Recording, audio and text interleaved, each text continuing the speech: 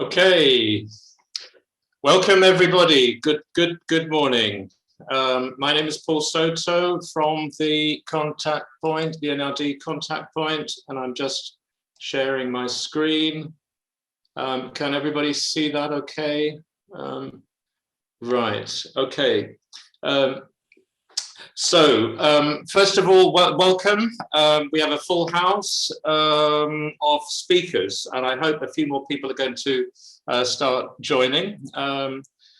First of all, some house rules. We're following more or less the same format as we did in yesterday, so I think many of you will already be familiar with it. The meeting is recorded. Please keep your microphones off. Rename yourself. Basically, I prefer you to raise your hand when you want to speak, because there's not too many people on right now, and it's better to have direct interaction rather than writing in the chat. But do write things in the chat if you feel you haven't been able to say it. Sorry. Okay, so whoops.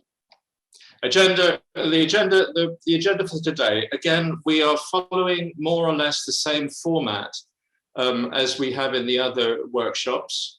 So for the first half hour, we will be all together in a plenary, and we will hear two expert views, and I'll introduce them in a second. Then we will have 40 minutes for a group discussion, where you will be divided into 4 breakouts, each with an elevator pitch.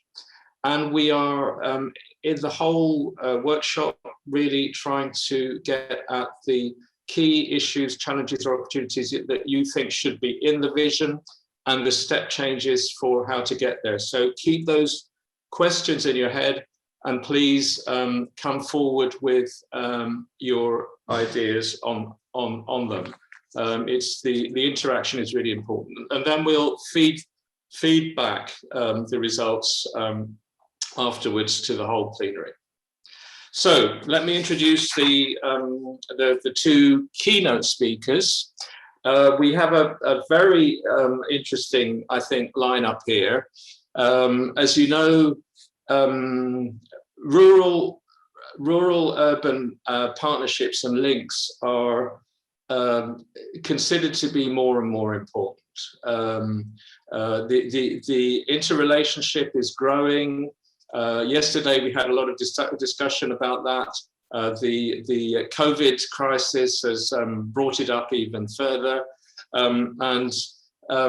Yet at the same time, although everybody talks about how important urban-rural relationships are, there is not so many good examples of urban-rural partnerships.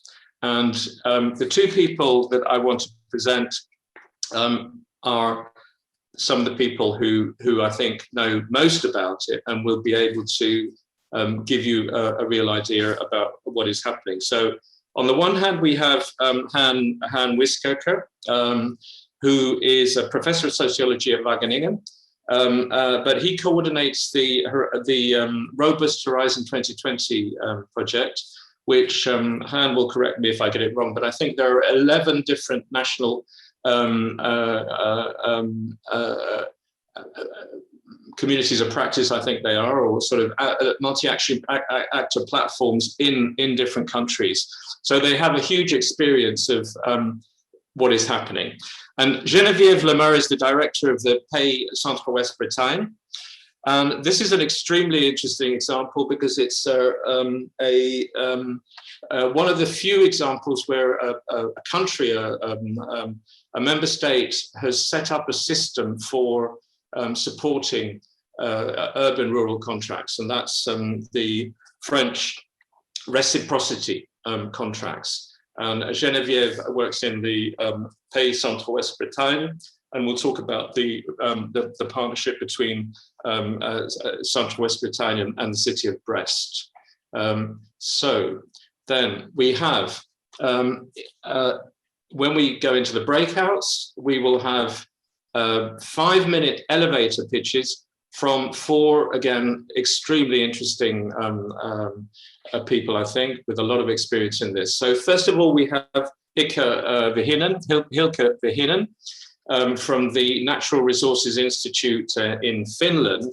And she will talk about an extremely interesting trend that is happening, particularly in Finland, but I think is spreading and growing with COVID, which is basically this whole trend towards multi-local living, people moving around. We heard about the nomads yesterday in one of the workshops, but this is another aspect of it. And this has huge implications and allows cooperation at a distance. Second, we have Kirsten Hausigger, who is from the Regional Management Agency of the Metropolitan Area of Styria. And there, they also have a very interesting contract, an arrangement with between Graz and the surrounding municipalities. Lara Sibbing is working on food, which is another opportunity for urban-rural partnerships, and she has been working in the Ada Food Valley as a municipal consultant and expert, supporting local food strategies. And Maria, I've got the name, Partidario. Sorry, you're blocked out by the pictures. Maria Partidario is from the University of Lisbon, and she has been looking at urban-rural partnerships on the question of ecosystem services. So we're going to have an opportunity to look at the real experience of partnerships on different key issues. And again, so could you bear these two questions in mind? What are the key ideas or strands that should go into the vision? Where do we want to go? Where are we? What are we aiming for? What are the step changes, conditions needed to get to the vision from where we are now? I'll put those questions up again at the end. Okay, that's all there is for me. I am going to stop sharing my screen and pass the word over to Han Wiskerke. Okay, thank you, Paul. Good morning, everyone. I think you should see my screen now. Is that okay? Yeah. As Paul said, my name is Han Wiskerke. I'm professor of rural sociology at Wageningen University, but I'm mainly speaking here as coordinator of Robust, which is a Horizon 2020 project that focuses on rural-urban relations and synergies. Before I sort of give my content contribution to this workshop, I think it's good to dedicate at least one slide and a couple of words to the Robust project. It started in June 2017 and actually has two main goals. It is to better understand the interactions and dependencies between rural and urban areas. And second is to promote governance arrangements and policies that foster these mutually beneficial relations between the rural and the urban. It's a multi-actor research and innovation project, which means that different kinds of actors and stakeholders collaborate in research and innovation activities. In the case of Robust, it's universities, research institutes, consultancy firms, local and regional authorities, and two network organizations, ICLEI, which focuses on, represents local governments for sustainability, and PURPLE, which is the Peri-Urban Regions Platform Europe. And we carry out these research and innovation activities in 11 living labs spread over 10 countries in Europe. And members from these different living labs share and exchange experiences and knowledge in communities of practice around certain themes like ecosystem services, food, social services, culture, and looking at different business models. When we look at the future of Europe's rural areas from the perspective of rural-urban relations, there is one major challenge to overcome, which I refer to as the rural-urban dichotomy, which actually manifests itself in multiple ways. One has to do with sort of the distinction that we still see between urban and rural policies. For example, when we talk about food, it's quite often equated with agriculture and thus seen as a typical rural domain and a rural policy. Culture is quite often associated with creativity, and cities are seen as the hotspots of creativity, and therefore is quite often seen as an urban responsibility and urban policy. That also is related to the differences in terms of urban and rural images. Cities are seen as hotspots of modernity and creativity, and rural areas as backward, dull, and lagging behind. Also, if we look at the nature of urban versus rural investments, for instance, we see that urban investments are quite often done to boost economic development, while when we talk about rural investments, it's quite often to actually combat marginalization, depopulation, and economic decline. So to sort of prevent things getting worse. That's a different take on investments.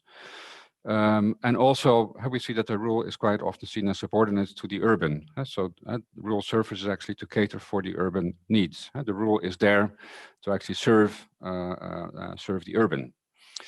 So what we have been doing in Robust is actually to focus on rural-urban relations and to stress the interconnection, interdependence, and blending of the urban and the rural. If we look at some of the opportunities that we see and trends when it comes to the blending of the urban and the rural, we see things like intermunicipal collaboration between urban and rural municipalities, for instance, in the domains of social services, mobility, spatial planning, employment, and I think one of the breakout sessions will also focus on that, or sort of the formation of sort of metropolitan authorities that deal with these issues at a larger level of scale. Other examples are rural-urban policy, public and private partnerships, governance arrangements. A nice example that I always like to mention is in the case of the Netherlands, where the cities of The Hague and Rotterdam and Delft actually have set up a fund of a couple of million euros that can be used by farmers to actually provide ecosystem services, sort of to maintain the landscape, make rural areas accessible for urban dwellers. They maintain the landscape, maintain nature, etc., create walking and cycling paths. So that there's a clear sort of relationship between the urban and the rural. It generates additional income for farmers, keeps agriculture alive in an area where there's a lot of pressure on land. And at the same time, it also creates new leisure possibilities, for instance, for urban dwellers, maintains biodiversity, etc. A third example that we see, and I think Lara will also be talking about it more in one of the breakout sessions, is the rise of city region food strategies or policies, and also the setting up of food policy councils at the sort of city region level as a new governance arrangement in which different stakeholders, all the way from farm to fork, are actually sort of discussing plans, strategies, etc., for improving the sustainability of the food system actually that provides food to cities and surrounding municipalities. And as Paul already mentioned, I think also COVID, we quite often talk about the negative impact of COVID. I think from a research point of view, looking at urban-rural relations, we have also seen that the outbreak of the pandemic has also led to a sort of rediscovery and reappreciation of rural areas nearby. Had the growth of local food networks, for example. We see trends of counter-urbanization, so actually people moving out of the city to live in rural towns. I think it was last week in the newspaper in the Netherlands that if you look at the rise, increase in prices of houses, it's actually now happening mainly in what were previously seen as sort of remote rural areas and rural towns. That's where people want to move to, also because of teleworking possibilities. And we sort of come to the conclusion that it's not always necessary to live close to where you work, especially if you can make use of teleworking facilities. And also sort of understanding, I think, the need for having proper social services and infrastructures in rural areas is also something that is a result of COVID. So a key issue actually that emerges out of looking at these urban-rural relations, and particularly from the robust work that we have been doing, is that the focus of, when we talk about the future of rural areas, should not be exclusively on economic growth. So rural development does not equate growth of GDP, but it's essentially about producing daily services and social and material infrastructures that are needed to sustain and improve the quality of life.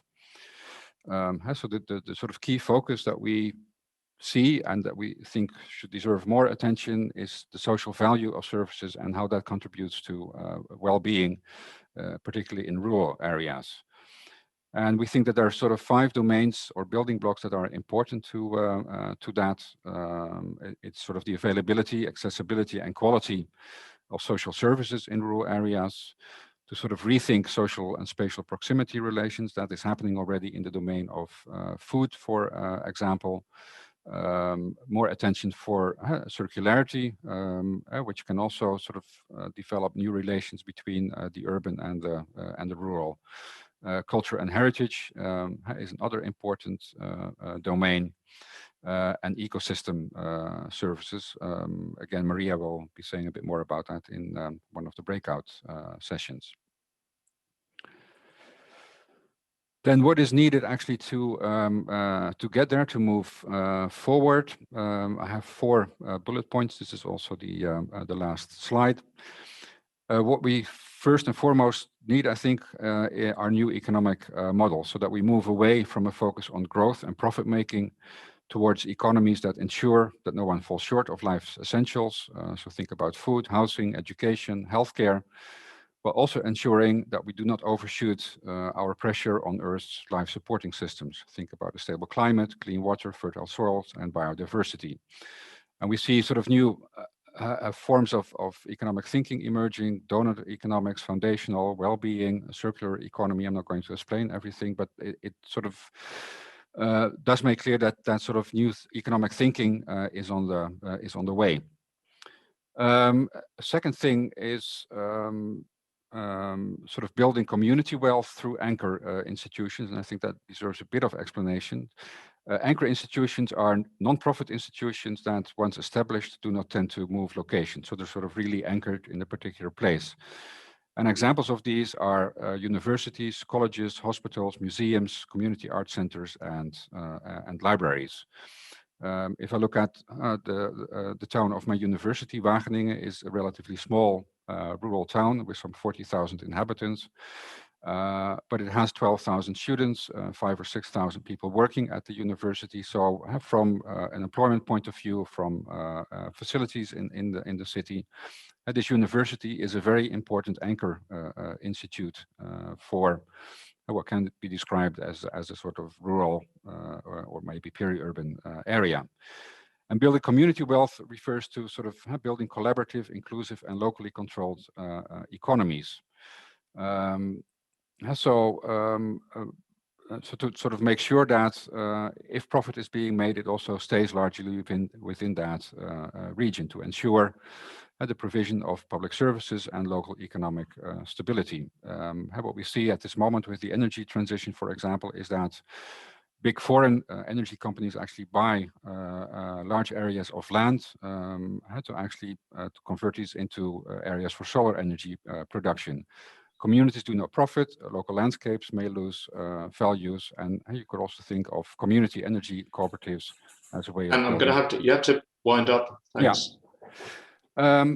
And third, there are lots of well-working rural urban governance arrangements that we can build on. And I think finally what is important is to evaluate the impact of urban-focused policies on rural areas and vice versa. Yeah, my last statement is actually written there. It is the synergies are key to ensure the accessibility of basic service in rural places in exchange for contributing to the socio-ecological foundation of urban areas through other dimensions. And that's it. Thank you very much, Han. I mean, you've given us a lot of food for thought there. I mean, there's some really interesting questions which I think run through the whole event about redressing the balance between urban and rural, and this idea of rural as being, I think you called it the source of social and material infrastructure for cities. Okay, so Genevieve, over to you. We don't have time for questions right now, so Genevieve is going to speak to us now. Genevieve? Yes, I am. You're there, okay. You can share your screen if there's a problem then. okay? Yes. Yes, perfect. Hello, I'm very happy to share our experience with you today. I present you the reciprocity contract between Brest Metropole and the Center-West Brittany region. The reciprocity contract is the result of the interministerial committees for rurality that took place on March 2015. We have very few instructions to make this contract, just co-elaborate and co-elaborate to establish win-win partnerships. The French state has selected 4 areas for the experimentation, including our territory, Lyon-Aurillac, Brest Métropole, Centre-Ouest Bretagne, Toulouse, Massif des Pyrénées, and the community of Le Creusot-Montceau-les-Mines. After several meetings with technicians and elected officials, we signed a contract on November 2016. Here is the map of our territory. In the center, the Centre-Ouest Bretagne, Centre-West Brittany, and on the west, Brest. Brest have 209,000 inhabitants, and for the Centre-West Brittany, we have 82,000 inhabitants. It's very rural. It's a very rural territory. It's the most rural territory in Brittany. The discussion that took place before the contract was signed led to the prioritization of 3 themes: economic development and professional integration, energy and environment, and services, health, culture, and youth. But we don't wait this contract to work with Brest. Some pre-existing projects continue. For example, Institute of Training for Caregivers, magnetic resonance imaging in Brest, with the 2 hospitals, Brest and Carhaix. Bachelor degree and a master of documentary films in Mellonnec. Mellonnec is a small rural village with the University of Brest.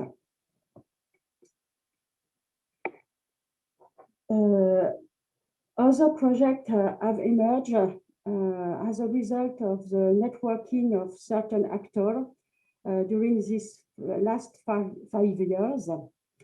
We are working on networking of wood professionals with a big consumer in Brest, a program of professional integration, Brest-Cob Inclusif, a transnational cooperation project, Reg Energy,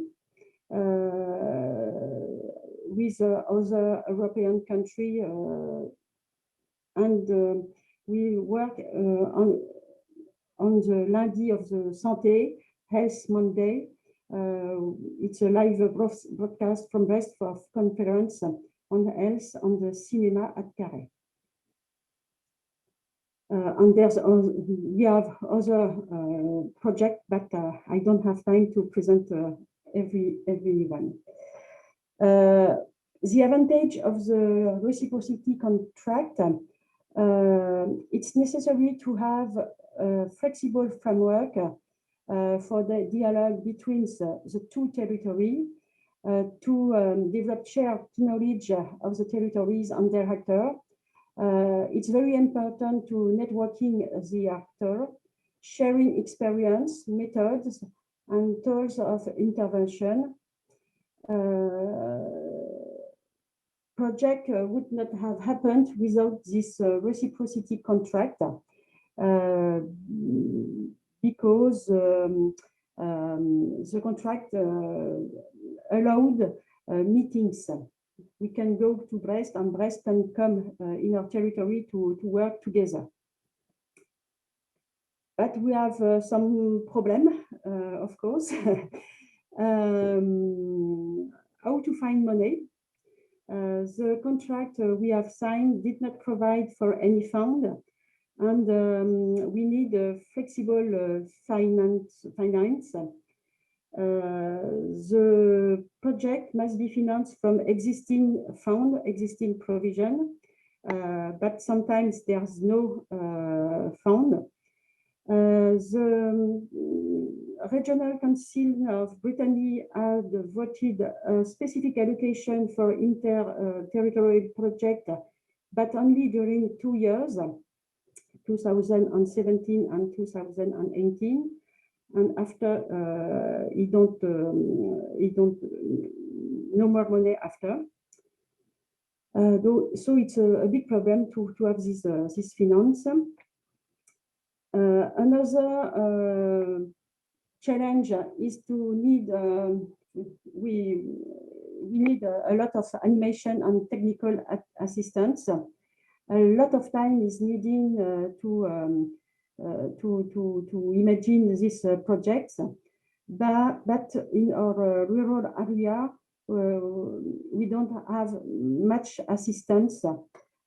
We don't have much animation. Due principally to the lack of financial resource. We need to have a new form of governance. We need to have the support of our elected representative to be able to work together in the long term. And I insist in the long term. We can't make project just in 1 year. We need to plan this cooperation on a long-term basis. A reciprocity contract at the beginning must be thoughtful and take in a long term. Thank you very much.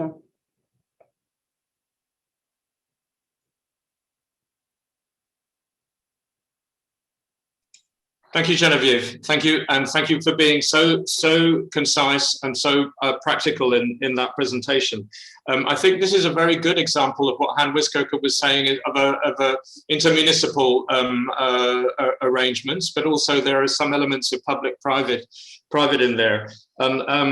Those barriers, I'm sure, are going to come up as things that need to be tackled: finance, animation, governance, and the long-term strategies.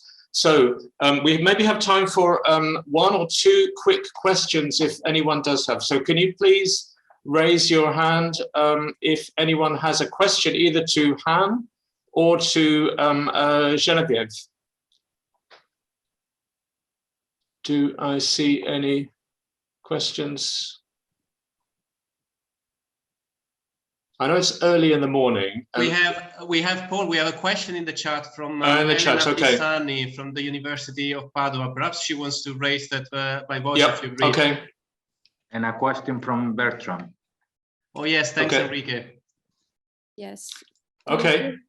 Yeah. Bertram. Yep. Okay. Good morning, everybody. Hi from Thuringia. Was it a top-down initiative to get these contracts, or was it bottom-up? And would it have happened without the top-down initiative? Okay, Genevieve, do you understand that? Genevieve has somebody helping with the English on that, okay? Est-ce que ça aurait eu lieu sans l'initiative du gouvernement? You're muted, Genevieve. Genevieve, you're muted. I think it's a good thing that the government insisting to make this reciprocity contract because we have do some project because we have this contract. the contract permitted to link together and to go to Brest, to work with Brest. Without the contract, I think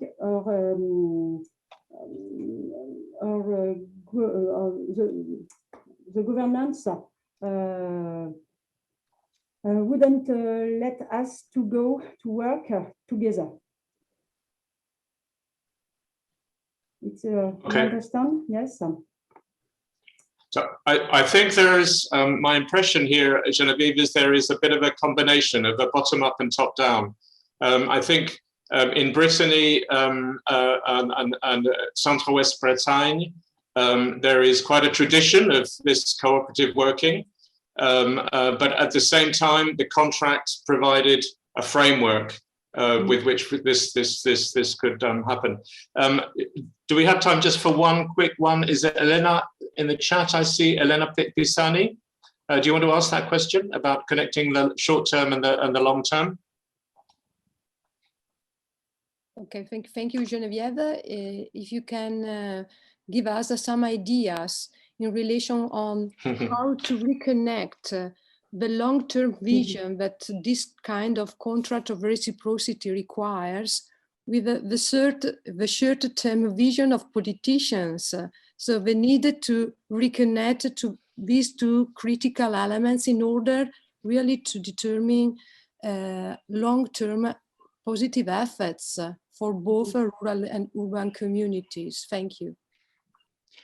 That's a difficult one. Over to you, Genevieve. It's a difficult question. Elected representative just passed, but the technician stay on their job. So I think we must work, technician and elected representative, together to continue the work after the short time they are in their elected in their election. Je ne sais pas comment traduire ça. Il faut un travail des techniciens et des élus pour poursuivre le travail, même si les élus ne sont plus en place. Il faut vraiment poursuivre ce travail sur du long terme, sinon ça n'a pas de sens. I think that was clear in English as well, Genevieve. So it's the long-term view of the workers and the technicians who are working and who have to balance the short term of the politicians.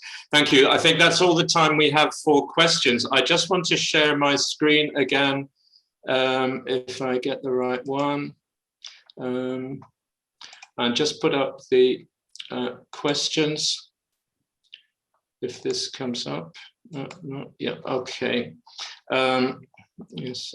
All right, so we're going to break into the 4 groups now, and you will have these presentations, elevator pitch presentations, only 5 minutes, and then you will have about 15 minutes each to in each group to talk about these key ideas. So please do participate, put your ideas in.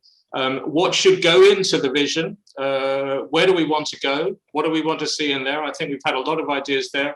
And what are the step changes or conditions that we need to make? That's the hardest question. I want to spend some time on that because that is really difficult. Okay, so now I think we can all break. I'll stop sharing, and we can break into the breakouts. Okay.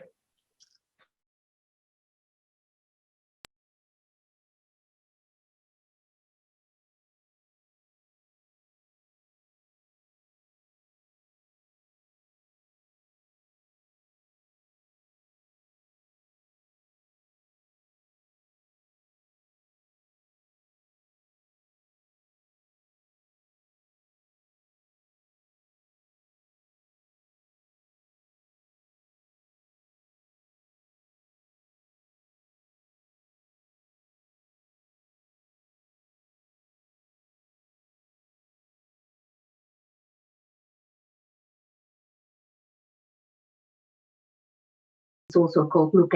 And I have studied multi-local living in several national and international projects recently. One of them is Robust that Wiskerke just talked about. We can think of multi-local living as an example of rural-urban dynamism and partnership at a distance. It's a growing trend globally. It's connected to digitization and remote work, but also to increased mobilization in general. It takes place in different ways in many countries. COVID-19 pandemic may well have given it a boost recently. In Finland, 2.4 million out of the population of 5.5 million have dual residence. They are mainly urban people with a second home in the countryside. It's partly due to the fact that land ownership is highly fragmented in Finland, so you don't have to be a rich person in order to have a summer cottage at a lake, river, or seaside. Many urban Finns have a rural background and access to rural areas in this way. One sign of the strong connection, this rural-urban connection, is that 37% of Finns say they are simultaneously both urban or that they have simultaneously both urban and rural identity. In the Finnish case, multi-local living has increased the interest in living in the countryside, but it has also led to the fact that vast areas with a remarkable amount of second homes have received more inhabitants, more demand for their services, and instead of declining, these areas now grow, at least seasonally. But is this all only good news? One challenge is the possible negative impact on the price and availability of housing for local people in areas which are popular as second home areas. Also, a challenge is people bringing their groceries rather than buying local, and also the pressure on certain local services. Another challenge is that multi-local living has a significant impact on the regional demand of infrastructure and services, but most public institutions, regulations, and practices ignore multi-locality. Furthermore, when multi-local living takes place between rural and urban areas, there will be part-time or seasonal living in both of them. This is something we don't easily think of. We only think about how rural areas become part-time populated or lived, but it's the same way in urban areas. So both areas have to rethink their attraction, sustainability, and competitiveness as sites of different functions and actions, but also their mutual interaction. We are used to thinking about the division of labor between urban and rural areas in the terms of material or tangible resources. Especially in rural areas, we are used to thinking about their potential in terms of bioeconomy, natural resources, mines, and so on. Multi-local living underlines the importance of intangible resources for development in both urban and rural areas. In a more and more virtual and mobile world, we have to think about dynamic rural-urban partnerships more in terms of their soft competitiveness qualities as living environments or environments in general, which also offer place-based experiences. Both urban and rural areas do offer such experiences, or they should in the future. There may be positive and negative effects for rural areas of multi-local living and possibly also for cities. Now, we need to develop ways of managing this for the benefit of both in the future.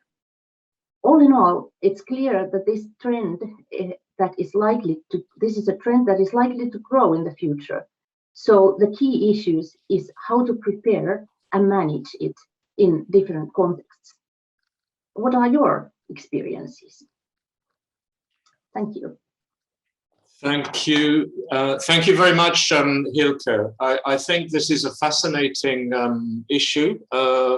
As you said, it's something that is happening regardless and possibly accelerating. and it has both positive and negative consequences, like digitalization, and somehow this has to be managed. I would like to start thinking now in terms of the first question we have, which is in terms of the vision, what should we take into account based on what you have said? I mean, what are the key issues that we should be thinking of? So over to the participants, and I warn you, participants, if you're feeling very sleepy and early in the morning, I will pick on you and I'll get you to talk. So ideas on this. We will focus first on what Hilkka has said. We can then also cover some of the things that Genevieve and Han have said as well. But let's just initially pick up on Hilkka's, because I think this is a trend that's not just Finland, it's everywhere. So do I have any ideas? Any people coming forward with ideas? Please use the hand signal so that I can see. Marion, you want to come in? Yes, thank you very much for a very interesting start of the morning. I'm not feeling tired, but very energized actually. Good. So yes, what I was thinking, maybe there is a different situation in Finland to other countries, because we are also seeing interest in moving to the rural areas. But in our case, in Sweden, we have housing shortage in most of the country. So it is actually a real problem, because people want to move here, but they cannot afford it because some people are having double housing. And this is mostly actually the people that can afford it. And we have people that have less money that cannot. So I think we should not see it as maybe, I don't know if we should actually think that it is good that people have double housing. I'm not that opinion, actually. I think we should go for making housing available for all people in our society. But I think that is also different from, we need to make it place-based also, because I have understood in some maybe northern areas in our country, there are still many empty houses. But in my local area, we are having a huge problem because where people cannot move here because of a lot of summer houses and double housing, and then the taxes are not being paid in this area, so we don't have services, because the people are only paying taxes where they are written, even if they are staying here for maybe 2 weeks a year. Yeah. Okay, so this raises issues about, actually we go on to the second question. I think we're going to find ourselves going in between the two questions, because clearly the issue of housing and taxes is something that needs to be managed if we're going to do anything in this direction. So do I have any other ideas? So what if we're going to manage this, apart from housing and the tax base, what else do we need to what if this is going to be bigger in 2040, which it probably will be bigger in 2040, what do we need to take into account?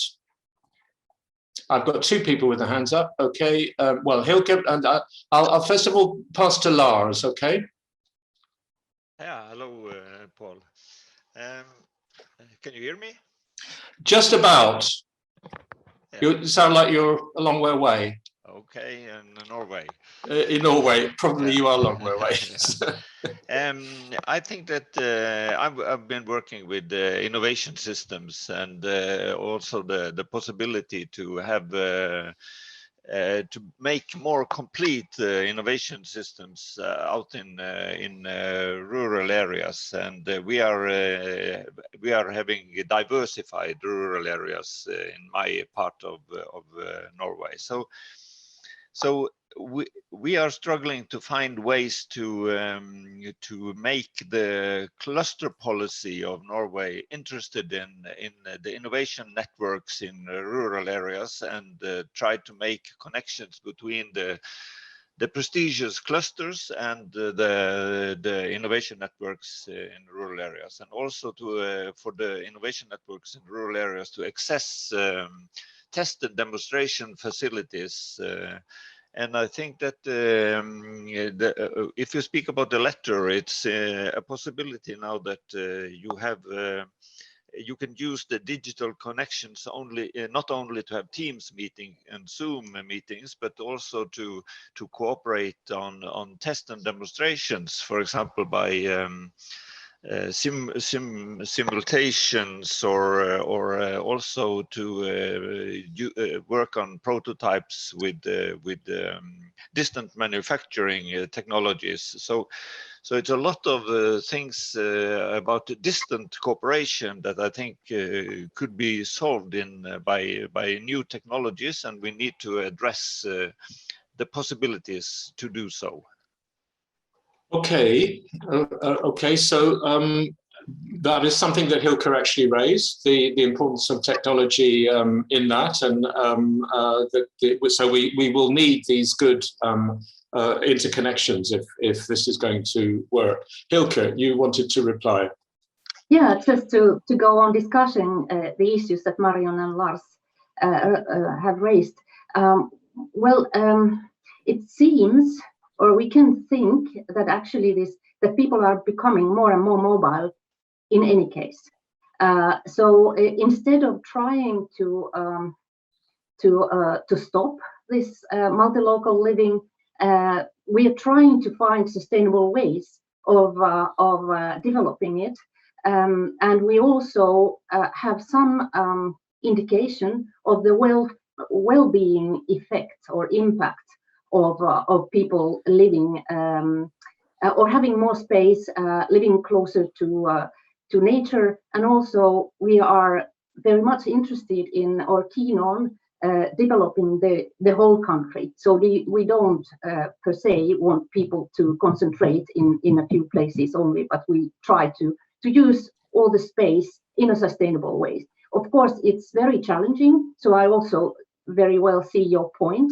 Why it would not be, Marian, why it would not be so good to enhance this multi-local living. But also in our case, there are problems with mobilizing empty houses in rural areas, especially for people who are interested to rent a place instead of buying a place. So that's one thing that may cause inequality among people when you talk about multi-local living. And then I'm very much the same opinion with Lars that there will be new technologies for remote work, and it will become more popular in the future. It may be also multi-local living or remote working abroad. That's also a thing that is increasing, a phenomenon that is growing. So all in all, I think that there are many aspects to this that we should try to find sustainable solutions for.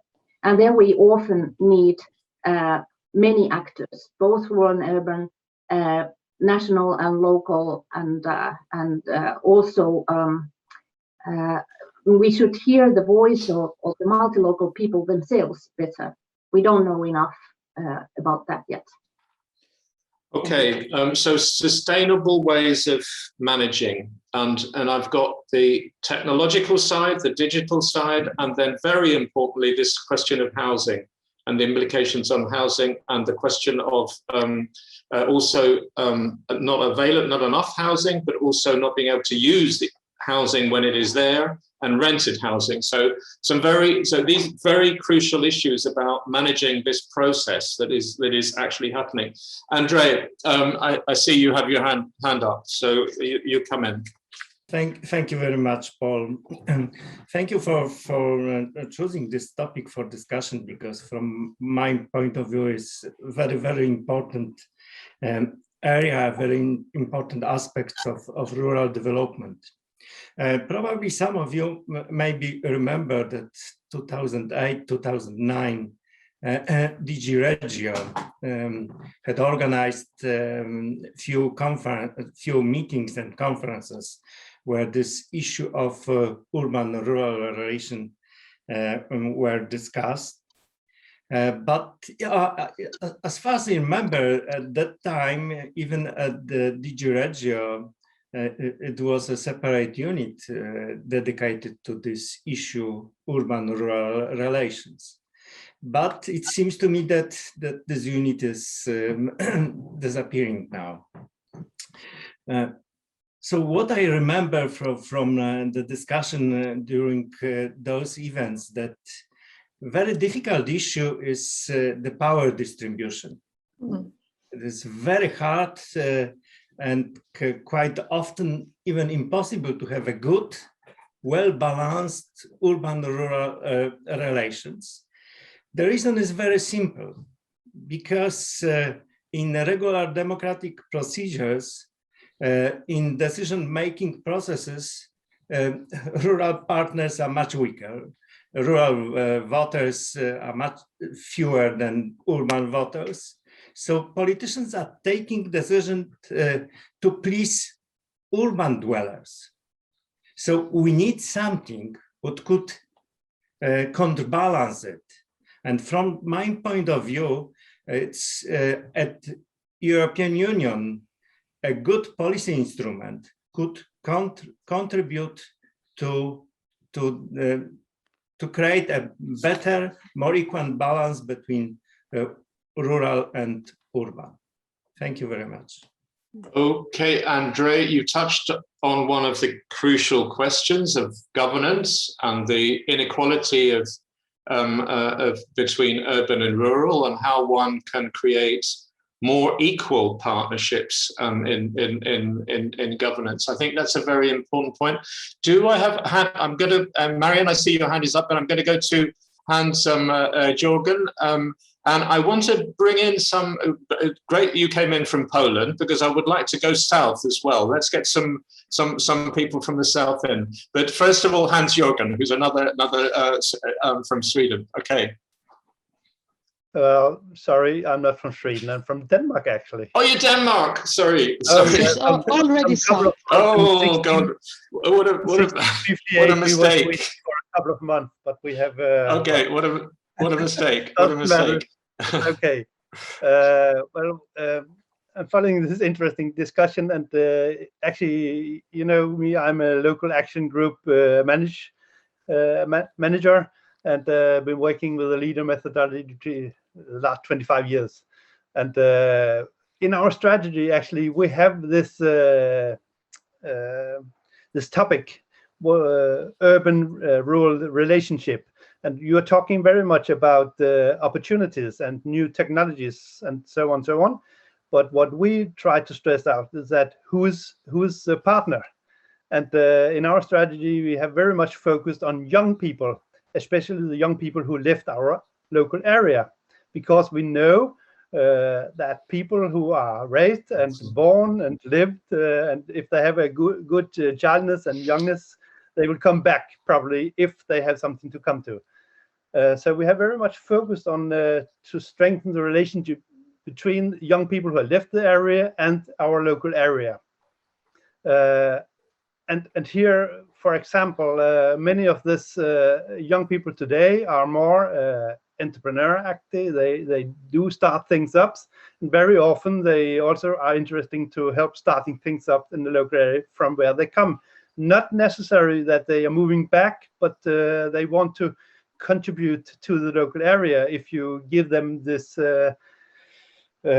awareness or if you support them. So that's actually okay. Hans Jorgen, apologies for my faux pas. Okay. But and that's a very important point, because clearly we're not just talking about intermunicipal partnerships, we're talking about also partnerships between citizens. So very important what you said. You're an island close to Stockholm and to other and to Copenhagen. Copenhagen. And so so you will be thinking of those linkages. Marian has had her hand up for quite a while, so I should do that. And then Please, can somebody, Marie, or somebody from France or from Italy come in about the situation in Italy? Actually, So, Elena has been waving like this a long time. Ah, you So can't put your hand up. first. Okay. Some people have problems with their hands. Okay, Elena. Yeah, sorry, because I don't have my hand in the computer. Okay. Going back, sorry for my voice. Going back to the vision. I think that I would like to offer a challenging idea. It is of the end of the city. The new era is the end of the city as we have it historically intended the city. In the terms that it was a sort of a phenomenon running, but the COVID pandemic has really pushed it very strongly. And of course, rural areas have to play a role here, depending also of different conditions. I mean, in a context here where we are, rural and urban is strongly interconnected. So here it is very easy to shift to this. Probably we are already in this. I suppose that in Finland is totally different, but this really requires a new governance system regarding multiple issues, from the services to the taxes to new system of arrangement that has not to be defined by law, but by the active role of the communities. Finding very dynamic solutions, not fixed only on classical system of rule, but on new system. We are, as Bauman said, sorry, I have problem with the voice, in a liquid society. And okay. has made the society much more liquid. Sorry for my long speech. Okay, that's a big idea and a big question. Are we seeing the end of the city? And in that case, do we see the end of the countryside? What is what is actually happening? And what are the kind of fluid governance relationships that we need to deal with that? We'll pick up these in the next question, because I want to start thinking in a minute about what we actually do. Can we, Marion, I must go back to you because you do have your hand up and your hand is working. So Marion, go ahead. I don't know if we are starting a new topic or what is going on. Go ahead, carry on. No, carry on. So because I was thinking a little bit in the same direction like Elena, because if we are thinking about the urbanization, it was something that started because of the industrial revolution, where people started moving into the countryside, to the urban areas, and the industrialization is over, and we have like the urban areas are not growing that fast, compared to the urban rural areas anymore. But there is an imbalance that is already there, of course, and also more young people are going to the urban areas. So I think this what we should look for is new ideas how to put taxes. Maybe if we are going into a digital time and we can see where everybody's spending time, why are we not paying taxes where we are at? If I'm going to vacation for 3 weeks to Italy, why am I not paying taxes there then? Because I'm using that. I mean, some areas have these vacation taxes, but those are only the very, very developed vacation places. But we should have some kind of a thing like that where we can make more fairness into that.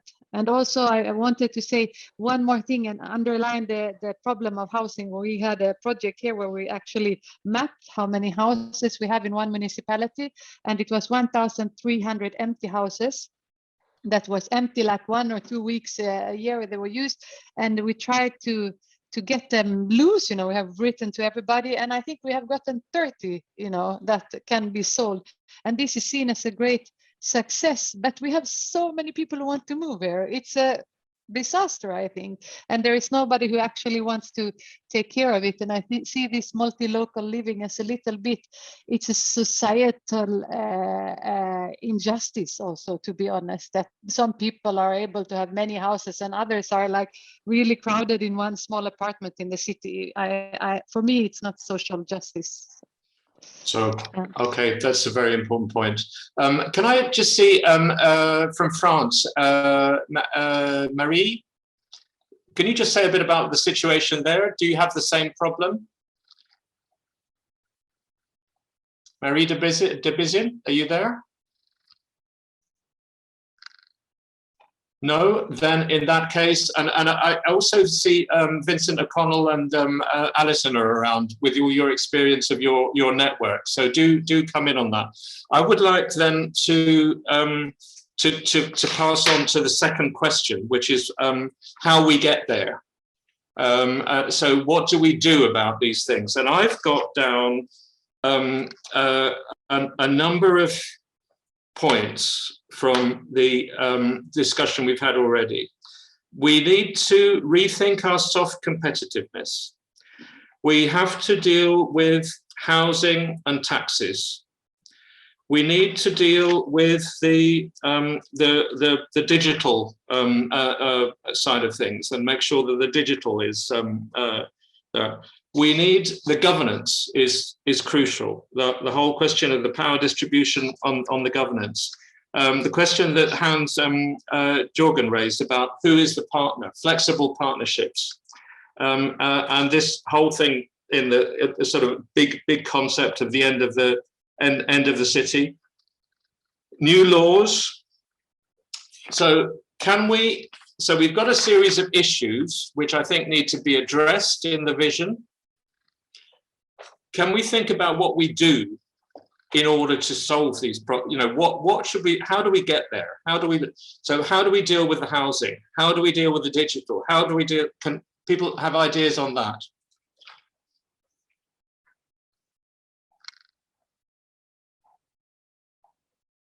I knew this was going to be the hard question. Okay, Hilkka. Good. Well, and Lars, good. I have had to think about some already beforehand in my projects. Well, in our case, what we have found important is, for the first, that we would have basic information about multi-local living, the whole phenomenon. So statistics about those, we know far too little. We don't have exact numbers. We don't know about the impact, the positive and negative impacts. So we have to study those, and we have to find indicators for this. And we have to find out more about the effect of multi-local living on regional development, on economy and local businesses, and as I said, on sustainability. What we have tried to do recently is to establish shared national platforms for rural and urban actors, for rural and urban policy, and these are our first steps towards rural urban governance arrangements. It has taken years, but we are working on that. So we need shared platforms for rural and urban actors at different levels, also at the policy level.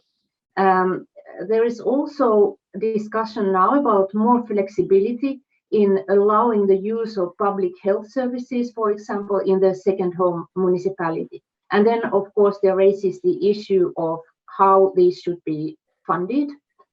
So would it be so that people would be residents in 2 or more municipalities? It will be very complicated, especially as it comes to rights of voting, for example, in different municipalities. So would some persons be able to affect more municipalities than one? So that's a big issue.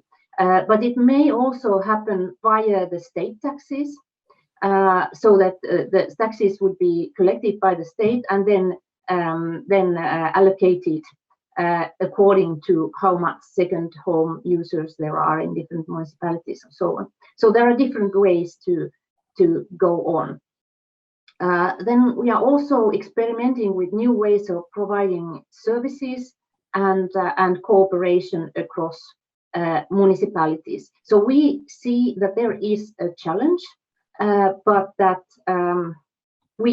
if we want, we can manage with this, but we need to have new ways of organizing both services and funding and platforms.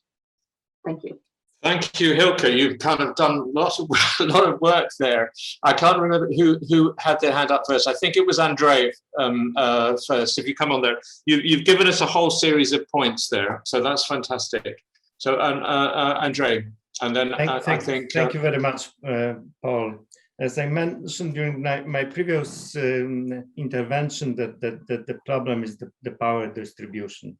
So from my point of view, really, what is needed is a very good European Union local development policy, which could strengthen the rural partners in this urban-rural partnerships. Otherwise, rural partners would be always the clients to the urban, much stronger one. Thank you very much. Okay. And the point would be, it would be interesting to explore how to do that. How in, for example, cooperate, all the new proposals for cooperation, for sustainable urban development, the cooperation intervention in the common agricultural policy, how we could use that in a way that strengthens this. Hans-Jürgen. Yeah, I would like to talk which was mentioned before about housing. Yeah.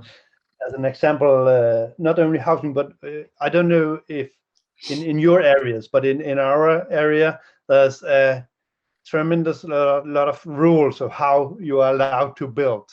And that's actually I remember you saying, yeah, a stupid thing. You should make much more, let's call it some kind of a free areas where young people can experience with a new kind of living, building houses and so on. And the same about this, you can call it something like multi-business houses. For example, old closed schools are empty now. They can be used for a lot of entrepreneurs who can move in. Maybe they just can have it for free because today the municipality actually own this old schools, but they are useless and they just cost them money every year. So make this active rooms, make this space for living labs and so on. Okay, that's a very important point that's come up in several workshops too, and that's about regulation, isn't it? It's about changing the regulation so that how buildings which are not being used can be used much more flexibly than they are now. Lars, you have your hand up. Yeah. I found the presentation about the urban-rural contracts very interesting, and I hope it's possible to have an example available, preferably written in English, because my French is not so good. But I think it's an interesting idea if it's a result of an approach where rural people and people of urban areas are on the same I'm not sure about the English word, same level, that they are equal in the negotiations about these contracts. I think that should be very important step forward, because then it should be a possibility to go from talking to more to action. I think also on my first intervention about technology, I think a lot of technology is available. I spoke to a businessman yesterday, and he said that the technology is there, but we must start to use it, and we have no, and people are not aware of the possibilities for advanced cooperation. So that's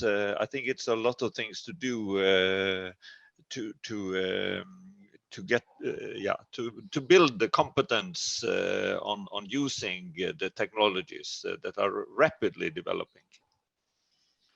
Competences, okay. So I have down, I don't see anyone else ready to talk. Again, anyone further south want to come in on this? We're having a very Nordic discussion here.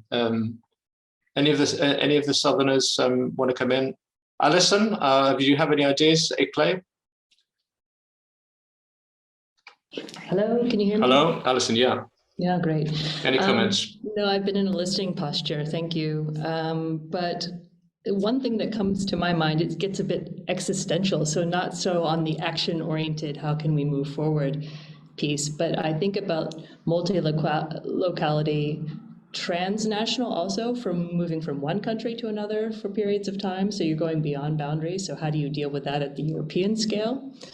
And then also tying into this idea of anchor institutes and community building. Can you, if we're all mobile and we're all moving and we're not anchored anywhere and we're not investing in the various communities, what does this, what are the implications for cities and for the rural areas? And that made me think, if you make rural areas or rural communities more, let's say, long-term livable, where the services are invested and people do move there and contribute to the community and live there and are part of the fabric of the community, instead of just coming in for 2 months or so, then will this shift? Will we have multi-locality, or will we simply have a transition from people moving from urban areas back into rural areas and vice versa? Kind of asking this, is it the end of the city question? And I don't think I don't think there is the end of the city, but I can conceive that there would be a rebalance in the future, and how that's managed is very interesting. Okay, thanks, Alison. Does anyone else want to talk? And I'll just say what I've got.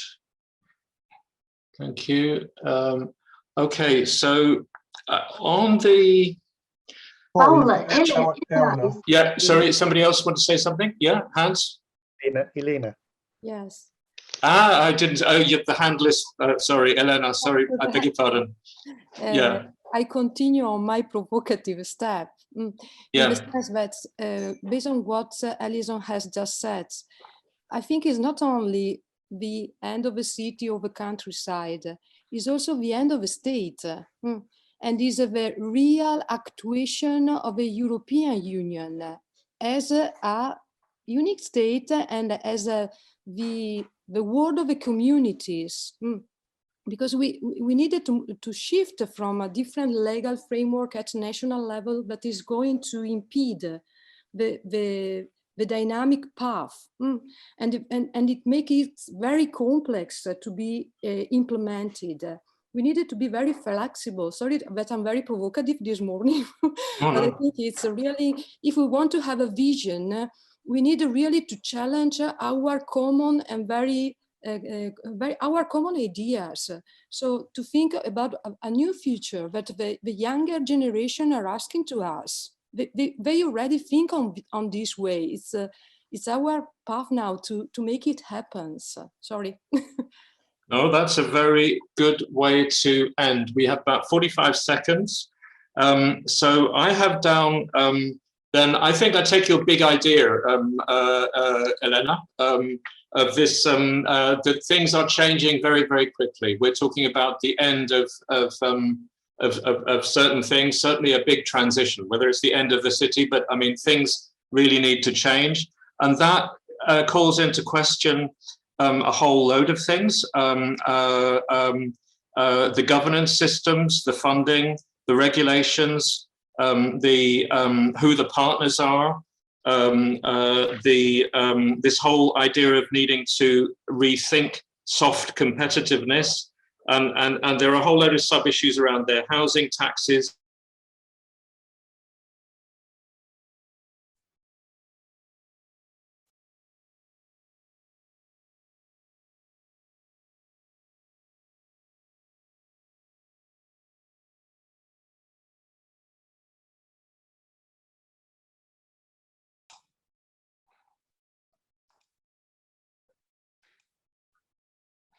Okay, sorry, I'll try and go into camera mode.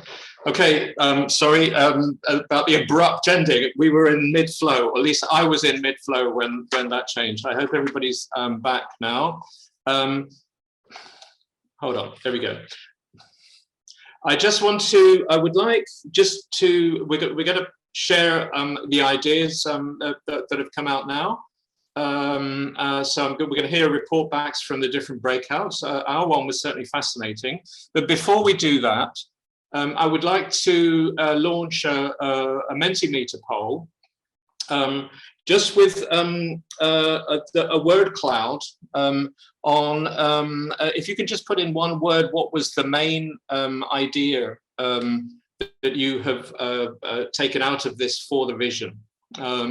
So what are your key ideas? So all you need to do, if you have a smartphone, you can actually, with a QR code reader, you can just take it off the screen.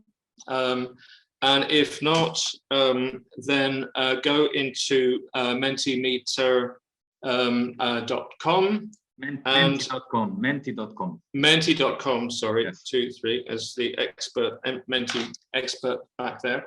And the code is 28892423. Okay, I'll repeat that. So 28892423, and just give us your main takeaway for the vision. What is the word that stays with you strongest? The issue that we really need to tackle on there. We'll look at that at the. Sorry, hello. It is open. Sorry, it is open now, so you can go now to the question. It should work. I'm relying on Enrique for this. So okay, I'll leave it up there for a few seconds, and then we'll go into the to the report backs. And okay, I'll show you. We'll display the word cloud at the end to see what comes up. So 28892423. If you don't have a QR code there. So let me just leave that. Okay. So what I want to do, I think we don't have that much time. We have about 12 minutes, I think. So let's just go through the report backs and. Workshop 2, let's start with workshop 2, breakout 2, and I can't remember who that is. Yeah, so we have the, Christina will be taking down key points on the 2 points. So our vision and our journey about strong, dynamic, rural-urban partnerships. So workshop, the breakout 2, can you just give us a couple of your key ideas there on that, on both? Let's do both together, okay? So start with one and give us another one. So who's workshop 2? Is that It is. I think it's me, Paul. Enrique then. Well, I just want to mention. I'm gonna highlight just a couple of them. You want? Oh, I think just yes, a couple, yeah. Yeah, but just to say to the others that anyways we are collecting all the points that were raised. So I'm just giving my views from my personal opinion. I think something that came up strongly about the vision, something to include or a high topic. It's about the issue of mobility.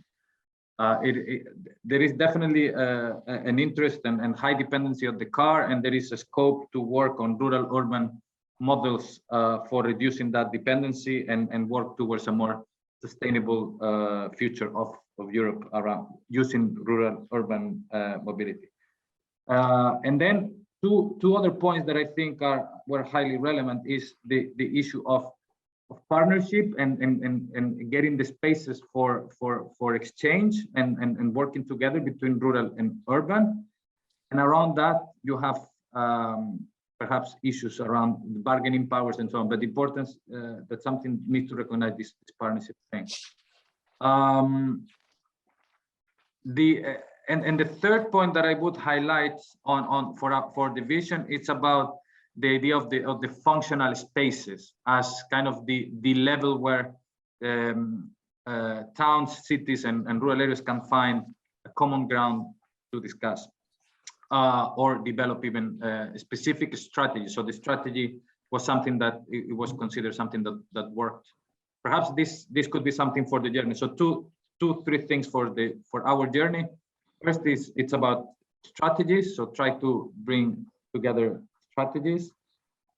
Support for technical assistance and animation. So these partnerships and these strategies are developed and are promoted.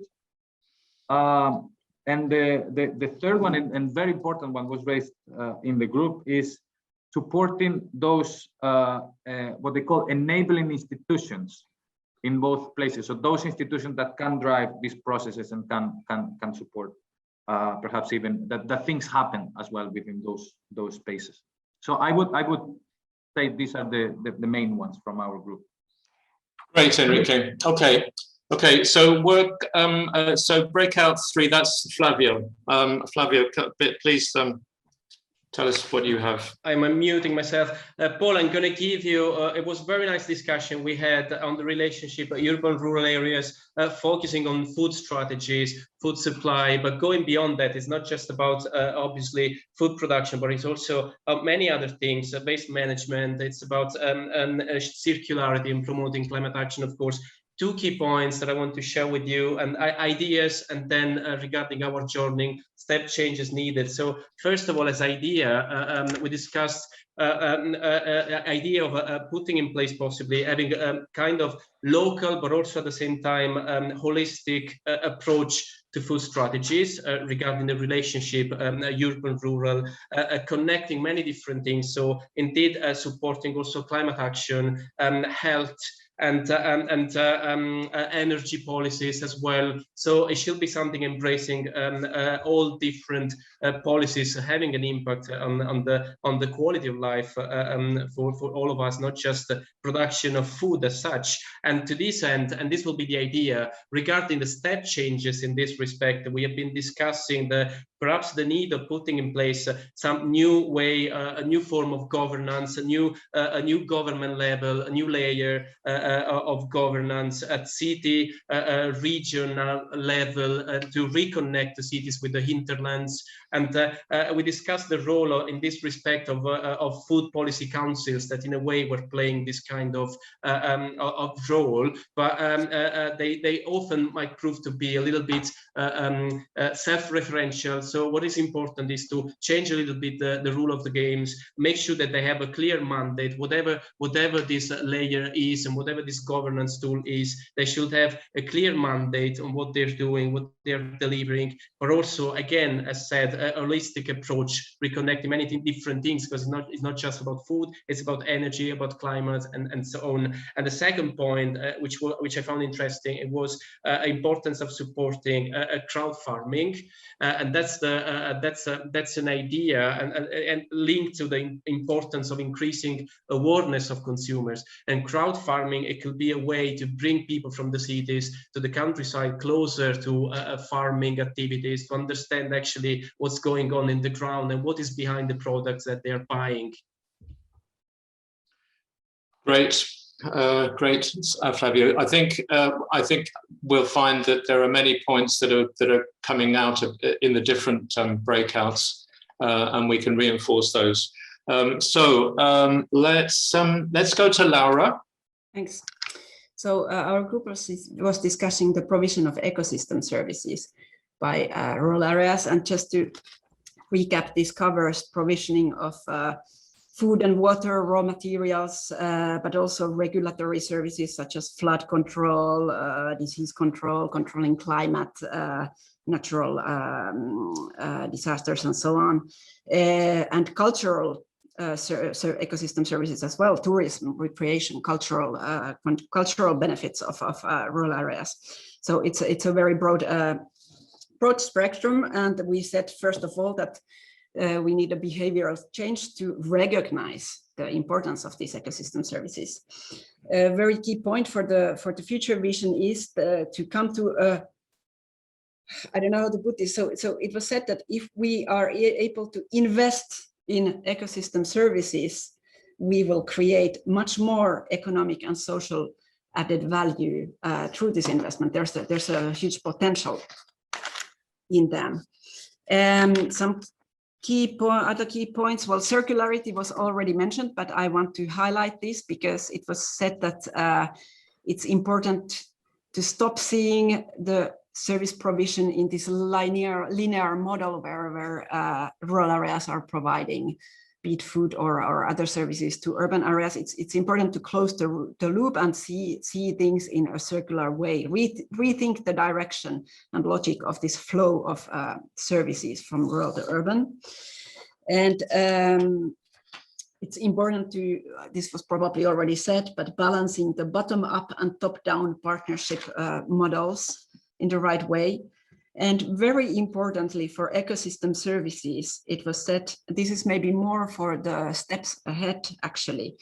So we should move from the current model of remunerating more individual farmers, for example, through the cap for the ecosystem services that they are providing, and more towards enabling community ownership of ecosystem services. So finding ways to remunerate also and make these partnerships for ecosystem services with rural communities so that they can actually acquire a balanced ownership of what they are doing. And one more thing, the diversity in the partnerships should be maintained. It's valuable. We should not lock any rural area into the role of providing any single ecosystem service for urban areas. There should be a possibility for diversity, for flexibility in these partnerships. That's it. Okay, thank you, Lara. Now, as again, the last but not least, you've covered many of the points I think that we have talked about. The big idea I wanted to get across was this idea of rethinking the urban-rural divide.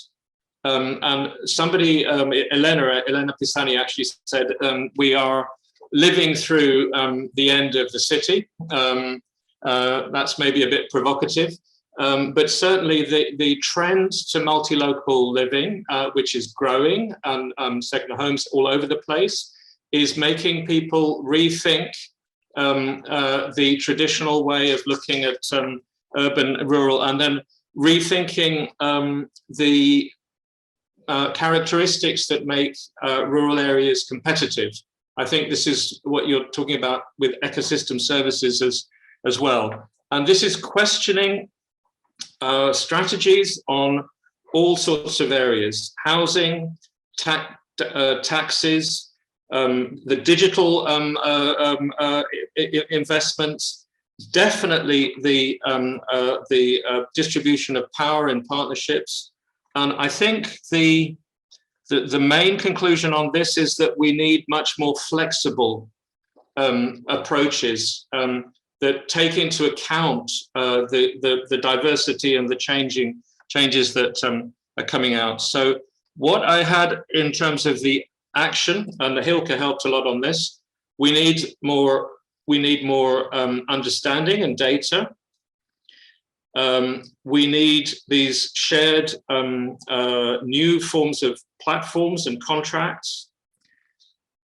We need regulation that is adapted to this new reality, for example, on where people pay taxes and where they can get health and where they can their housing and so on. New ways of providing services. So very, very rich discussion from my point of view, and lots of food for thought. Can we just have quickly see if we can go back to the word cloud and just have a look at that, because I think we're going to be cut off very, very quickly. So we're not going to have a lot of chance for discussion. Yes, I will share quickly the screen. So I think we've got about a minute or something left. So I'm afraid I would love to continue the discussion. Wow, look at this, look at this. Wow, wow, wow, wow. Okay, I think Genevieve, the reciprocity came out.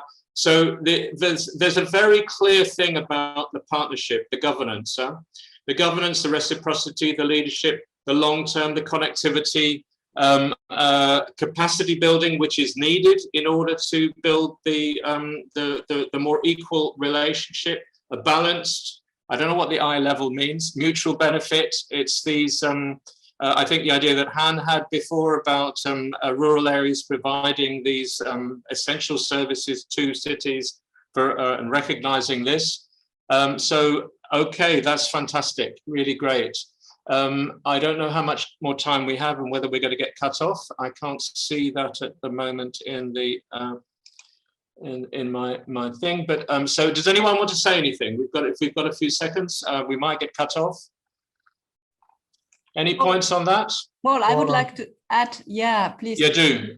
An important thing that came up in our discussion was also the importance of rural-urban proofing of policies.